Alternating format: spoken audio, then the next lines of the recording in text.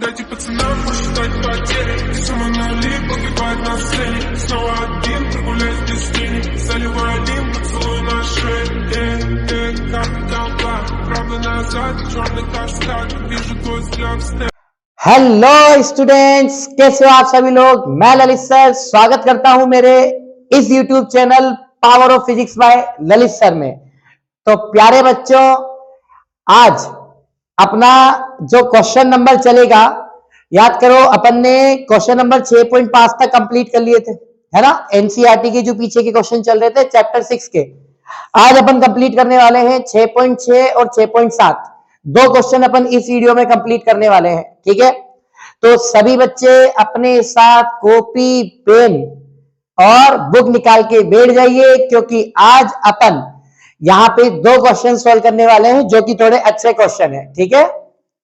चलो सभी बच्चे ध्यान दें। क्वेश्चन नंबर 6.6 किसका है?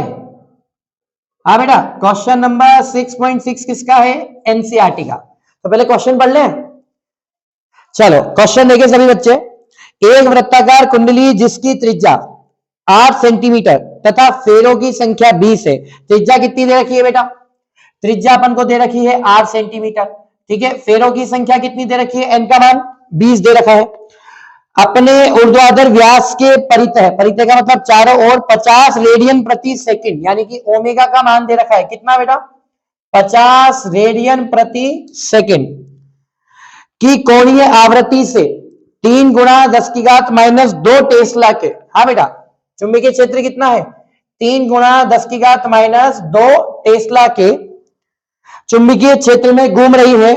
कुंडली में उत्पन्न अधिकतम, हाँ, कुंडली में उत्पन्न अधिकतम तथा औसत प्रेरित विद्युत वाहक बल ज्ञात करो।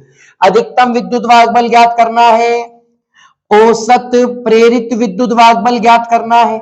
औसत प्रेरित विद्युत वाहक बल अपन को निकालना है। दो चीज तो निकाले, तो ये तो अपन को दिया गया है, ठीक है। तो यहां पे लिख सकते हैं ना अपन साइड में, ये दिया है और ये अपन को क्या करना है बेटा? ये अपन को ज्ञात करना है, ठीक है। एक तो चलो ये बोल रहा है औसत निकालो, है ना, तो टोटल अपन एवरेज निकाल ही लेंगे पूर्ण चक्र के लिए, और एक अपन अधिकतम विद्युत वाहक बल ज्ञात कर लेंगे। और क्या पूछ रहा है? वो पूछ रहा है कि यदि कुंडली में 10 ओम का प्रतिरोध, यानी कि आर दे दिया भैया, कितना आर भी तो गिवन है। यदि कुंडली में 10 ओम का प्रतिरोध एक अपन बंद लूप बनाए, तो उस कुंडली में 10 ओम के प्रतिरोध से जो बंद लूप बनेगा उससे उत्पन्न होने वाली धारा भी ज्ञात करो। यानी कि आई भी अपन को निकालना है, धारा भी निकालनी है, ठीक है। और उसके बाद क्या बोल रहा है कि जूल ऊष्मा के कारण शहीद होने वाली औसत शक्ति की गणना भी करो, यानी कि पी एवरेज निकालना है। औसत शक्ति पी एवरेज, ठीक है। चलो तो ये अपन को ज्ञात करनी है। 4 चीजें, मतलब 4-5 चीजें दे रखी है और 4-5 चीजें पूछ रहा है भाई। चलो तो एक एक करके सोल्व करें बेटा, करते हैं सोल्व। सबसे पहले अपन को क्या निकालना है? प्रश्न अनुसार, हाँ बेटा, प्रश्न अनुसार अपने को देखो। फर्स्ट वाला जो पूछ रहा है, सभी बच्चे ध्यान देंगे दोबारा। फर्स्ट क्वेश्चन पूछ रहा है कि अधिकतम प्रेरित विद्युत वाहक बल। तो अधिकतम प्रेरित विद्युत वाहक बल क्या होता है? NBA omega. ये फॉर्मूला पढ़ा आपने? अधिकतम प्रेरित विद्युत वाहक बल, किसी भी अपन चुंबकीय क्षेत्र में प्रेरित विद्युत वाहक बल निकालते हैं तो अपन ने ये डेरिवेशन पढ़ा हुआ है। तो एप्सिलॉन की वैल्यू क्या होती है? देखो NBA, तो NBA की जगह क्या लिखेंगे? पाई आर स्क्वायर ओमेगा। N का मान कितना है? 20। हाँ बेटा, इधर देख लो, B का मान कितना होगा? 3 गुणा 10 की घात -2। पाई का मान कितना? 3.14 हो गया। आर स्क्वायर, त्रिज्या का स्क्वायर 8 सेंटीमीटर। अब मीटर में बदलेंगे तो 8 गुणा 10 की घात -2। इसका भी स्क्वायर करेंगे तो 8 का स्क्वायर 64 और 10 की घात -2 का 10 की घात -4। ओमेगा कितना दे रखा है बेटा? 50। अब जब आप इस पूरे को सोल्व करोगे, तो पूरे को सोल्व करने पर अपन डायरेक्ट कैलकुलेशन मेथड ले लेते हैं। पूरे को सोल्व करने पर आपका आंसर आएगा 0.603 वोल्ट। और आपको पता है वोल्ट एप्सिलॉन की इकाई होती है, क्योंकि ये विद्युत वाहक बल नहीं होता, एक तरह का वोल्टेज ही होता है, ठीक है, एक तरह का विभवांतर ही होता है। एप्सिलॉन निकल गया। अब आ जाओ औसत प्रेरित विद्युत वाहक बल। तो आपको पता होना चाहिए कि हमेशा ध्यान रखो, ये अपन ने बताया भी है कि पूर्ण चक्र के लिए आपका औसत प्रेरित विद्युत वाहक बल क्या होता है? शून्य होता है। रीजन, क्योंकि आधे, सुनो, अधिकतम के लिए मान लो ये इतना प्लस में आया, न्यूनतम के लिए उतना ही माइनस में आएगा, तो पूरे के लिए कितना हो जाएगा? प्लस माइनस को कैंसिल कर देगा, दैट मीन्स 0 आ जाएगा। ठीक है, चलो, तो ए वाला पॉइंट अपना ये हो गया, बी वाला अपना ये हो गया। सी वाला क्या पूछ रहा है? आई निकालो भाई। तो चलो, आई बराबर क्या होता है? आई बराबर वी अपॉन आर, ओम के नियम से। तो वी की जगह अपन एप्सिलॉन नॉट ले सकते हैं। तो एप्सिलॉन नॉट की वैल्यू कितनी है? 0.603। आर का मान कितना? 10। इसमें भाग देंगे तो 0.0603, क्योंकि 10 का भाग देंगे तो 1 पॉइंट और शिफ्ट हो जाएगा, है ना। तो ये अपने पास धारा आ गई एम्पियर। क्लियर? चलो, ये विद्युत धारा भी निकल गई। अब पूछ रहा है औसत शक्ति, यानी कि एवरेज पावर। तो एवरेज पावर, लेकिन ध्यान रखना, शहीद होने वाली औसत शक्ति। तो कैसे निकालते हैं? आपने सूत्र पढ़ा होगा, 1/2 वी नॉट आई नॉट। तो देखो बेटा, ये एप्सिलॉन नॉट है तो इसको अपन आई नॉट मान सकते हैं, है ना। वी नॉट की जगह आप एप्सिलॉन नॉट भी ले सकते हो। तो मैं इसकी जगह एप्सिलॉन नॉट लिख दूं तो भी कोई फर्क नहीं पड़ेगा, क्योंकि है तो वोल्टेज ही। ठीक है, तो पी एवरेज क्या हो जाएगा? 1/2 एप्सिलॉन नॉट की वैल्यू क्या है? देखो भाई, ये एप्सिलॉन नॉट ही है ना, 0.603, और आई नॉट की वैल्यू 0.0603। ठीक है, तो अब आप इसका पूरा जब एवरेज पावर निकालोगे तो शायद 0.018 आएगा, तो सॉल्व करने पर आ जाएगा 0.018। और शक्ति का मात्रक क्या होता है? वाट। क्या होता है बेटा? वाट होता है। तो इसी के साथ ये अपना क्वेश्चन सॉल्व हो चुका है। सिंपल क्वेश्चन था, अच्छा क्वेश्चन था। सभी बच्चे इसका स्क्रीनशॉट ले लीजिए, इसके बाद अपन इसका नेक्स्ट सॉल्यूशन करेंगे।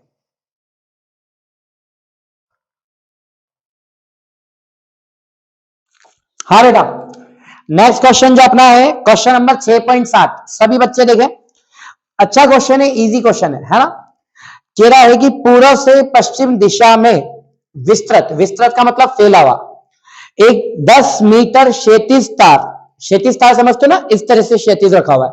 पूर्व इधर मान लो, पश्चिम इधर मान लो, तो पूर्व से पश्चिम दिशा में 10 मीटर क्षैतिज तार 0.30 गुणा 10⁻⁻4 वेबर प्रति मीटर स्क्वायर तीव्रता वाले पृथ्वी के चुंबकीय क्षेत्र से लंबवत 5 मीटर प्रति सेकंड की दर से क्या कर रहा है? चल रहा है। तो सबसे पहले तो क्या क्या गिवन है वो देख लेते हैं।